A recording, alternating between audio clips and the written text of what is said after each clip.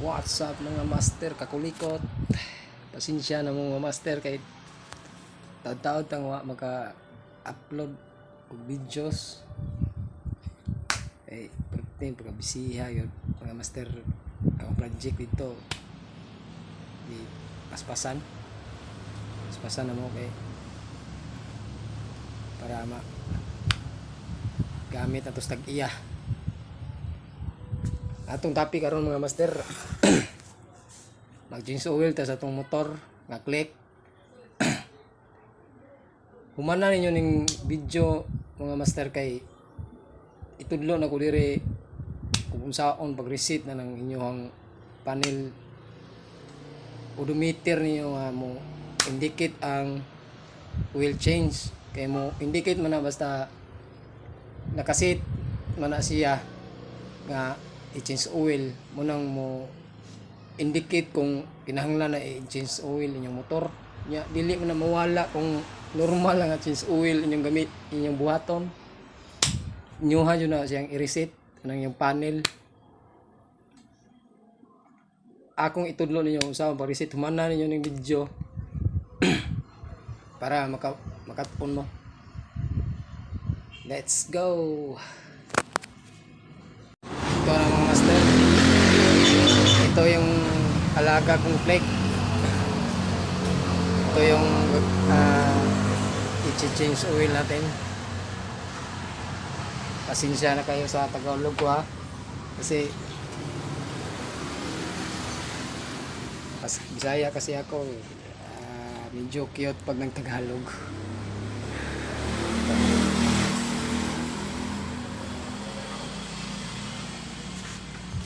Una yung ihanda mga master yung tools na gagamitin nyo at saka itong motor oil yung ginagamit ko kasi ito yung mas magandang oil sa market. Ito yung oil na kadalasan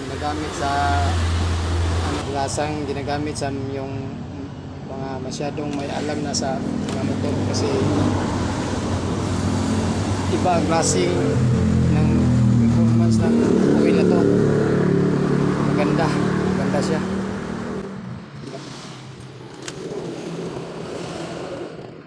At saka ng pliers, socket wrench na huwag kayong gagamit ng ganito mga master. Madaling masira yung bolt nyo, yung ulo ng bolt. Ang nangyayari kasi dito mga master pag may nagkukos kasi ito ng loose thread kasi mabibina to pag masyadong higpit. Malakas ang puwersa na ibibigay nyo dito, mabibina to, tas maglulos doon sa ulo ng bolt. Yun ang nagkukos ng loose thread.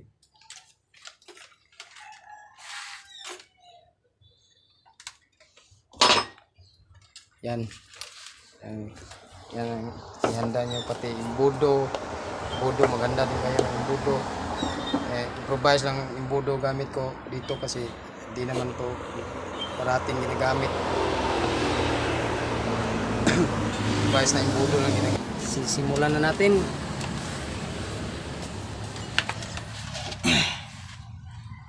Ano pala to mga master, yung iba kasi mag-change oil, ito yung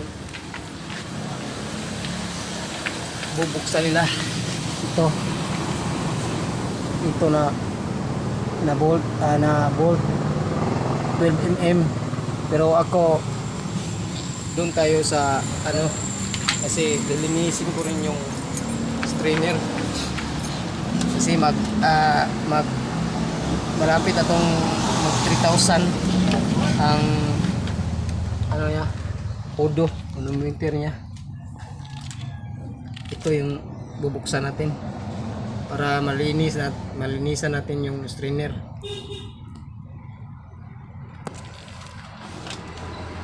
Simulan na natin mga master.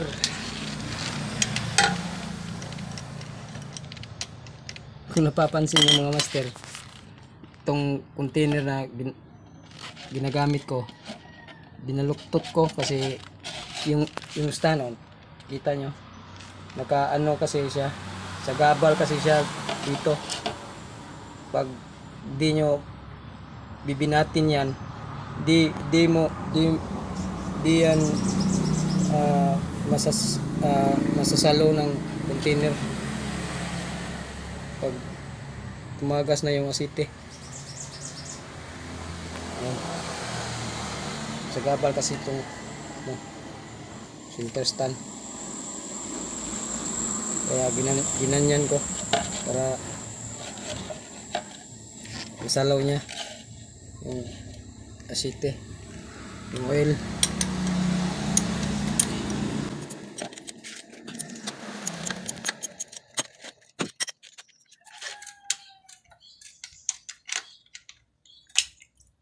Yan, yun, ayaw na. Sa gabal kasi yung stand niya. Siyan, batok.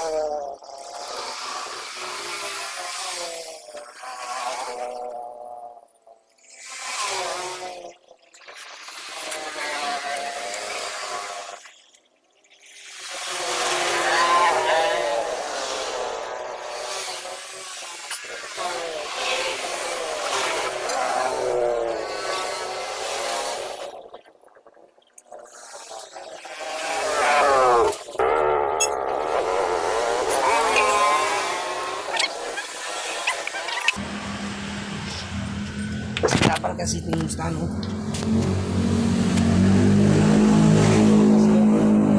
Yan. Dito pumupunta yung galing dito. Ito pala yung strainer niya master. Ito yung spring saka yung strainer niya. Ayan, marami yung may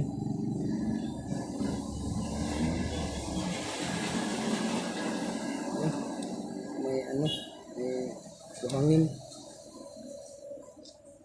Delikado to, master.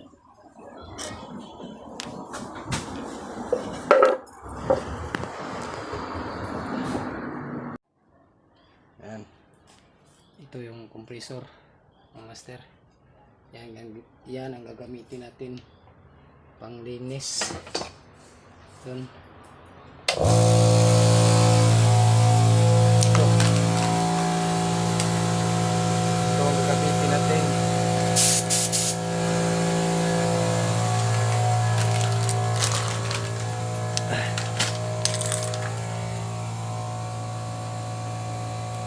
Ipot lang kayo dyan, mga master, nood lang kayo.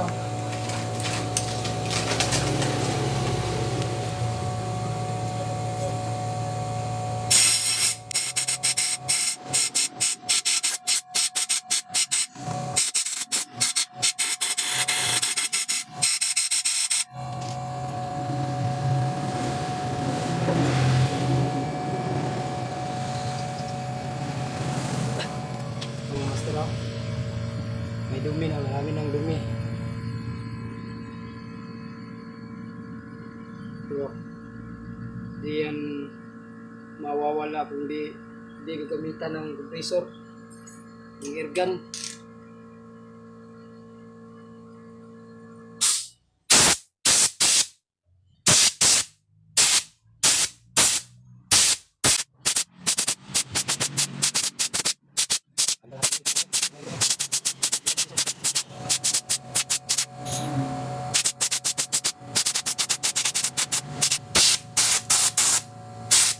Siya na talaga sa Tagalog ko, mga master.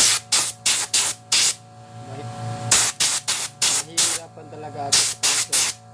Pero wala tayong magawa. May nag-request eh. Kasi hindi lang pala hindi lang pala Bisaya yung nanonood sa akin.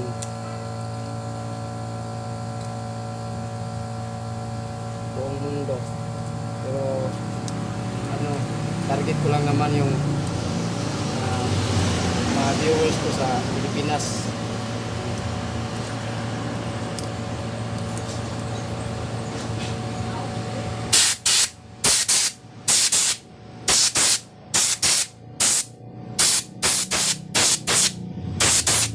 Lahat okay. Master. Yan. Malinis na malinis na.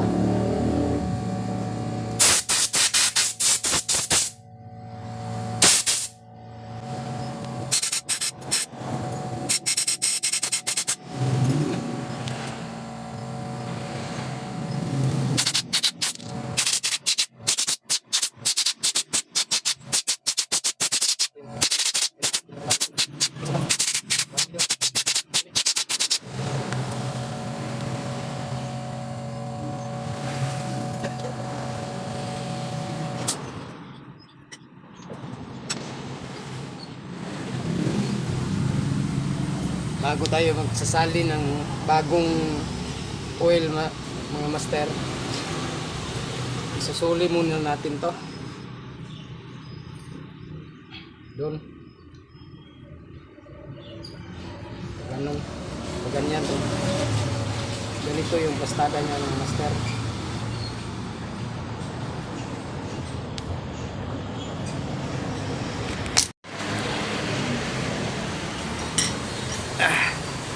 Hirap dito. Babalik na natin mga master. Tapos na maglinis. Yan. Sini ko. Walang yaman. Mahirap pa rin. Lagi pa naman naman.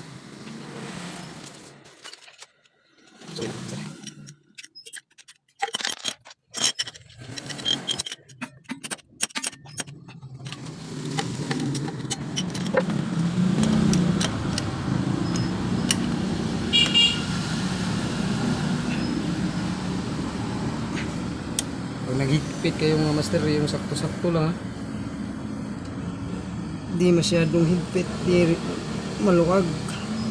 Kasi pagka malustrid yan. Yan. Kailangan kong magbitawan kung may master. Yan, dyan lang kayo.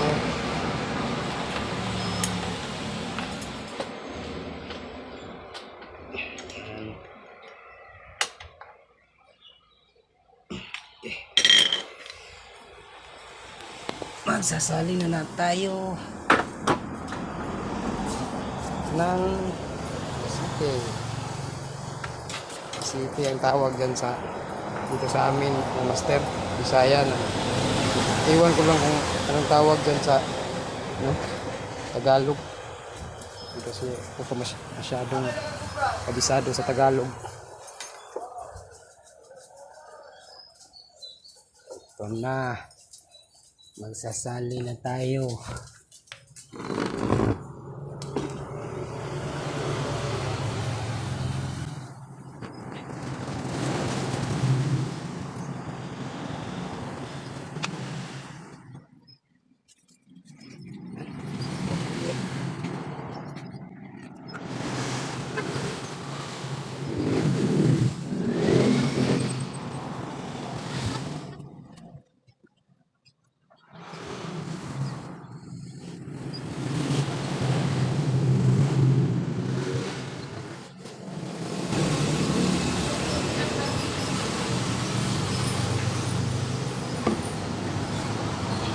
Laman pala nito mga master 800 ml, since ito ay 1 liter. Kinukuha ko yung 200 ml nito bago ko sinalin. Kinunan ko daan ko muna bago ko sinalin. Ano ba yung tawag sa Tagalog yan? Inibanan ng 200 mm. Yan. Sa mga master.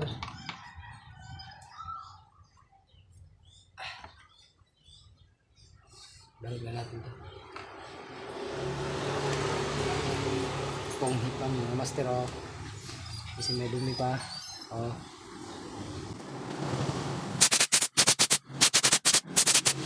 Nag-ipunan ko talaga to para makabili ng compressor at saka ito air gun.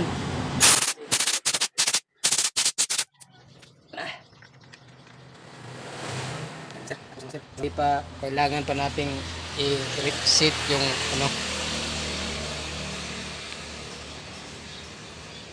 panel niya kasi naka-indicate na dyan yung change oil.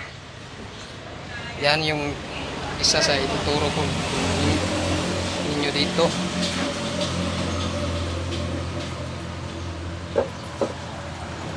Master. And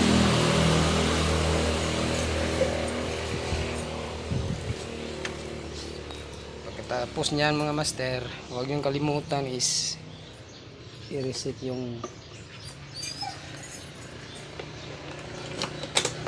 panel, yung indicator. Ayan, kita nyo yan, may nag-indicate dyan na change oil. Ba't di pumupokus, ba't ayaw pumupokus, ayaw magpokus.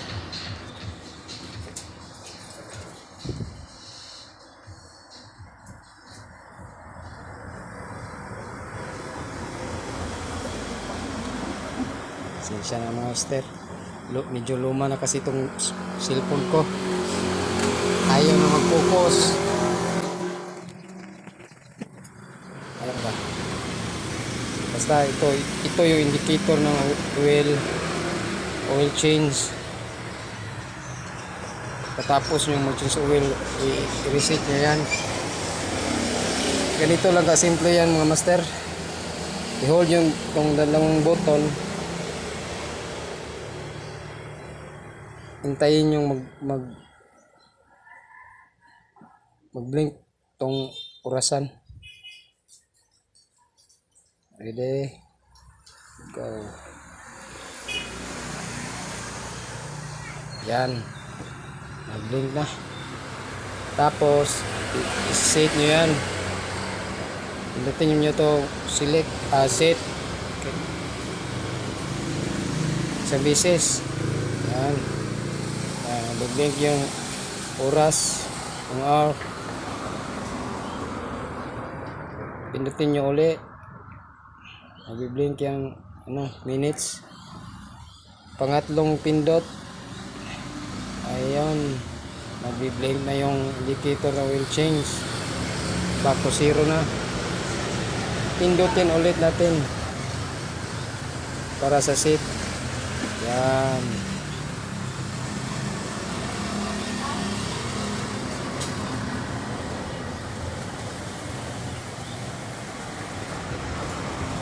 pindutin natin itong select 15, 2,000, 25, 2,000. Gawin natin 35 since 2,700 na yon. Gawin natin 4,000. Yan, tapos select. Yan, wala na mga master, wala na. Yan, ganun lang. Ganyan lang mga master, kasi ka-easy. Sana may natutunan kayo sa tutorial vlog ko. I-testingan muna natin master kung nawawala na ba talaga. Ayan, wala na. Ayos na ayos yan. Start natin. Ayan.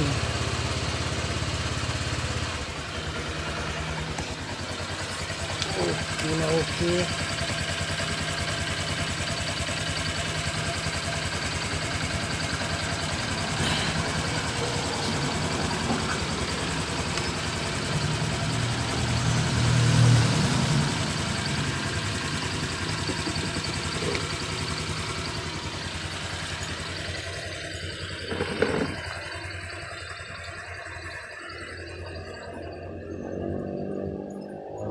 Matic na version 3 pala itong motor ko, mga master.